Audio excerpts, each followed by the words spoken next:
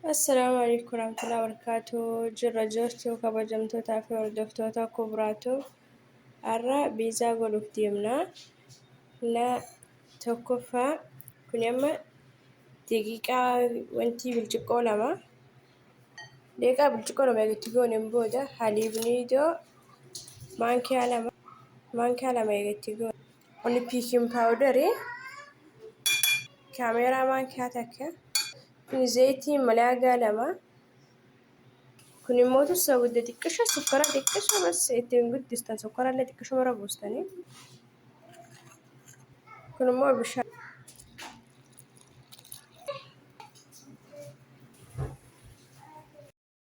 Kun amma ajiinaan qophaa'ee jira. Ajiinni xiqqishoon of bukaa'utti kishnaa goonaa.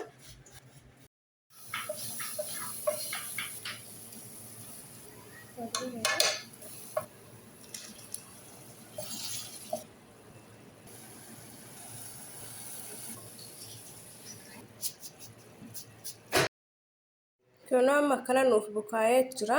Amma goonaa.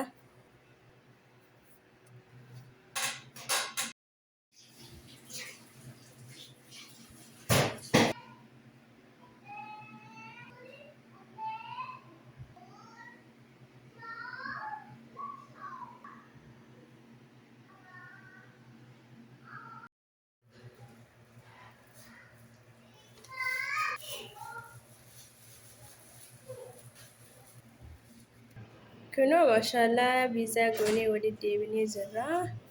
Kunoo kunis xixiqqas ni gooneeni filannoo keessanii.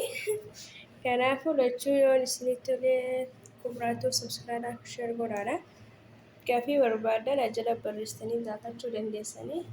Kanaafuu isin jaalannaa uummata qashtii.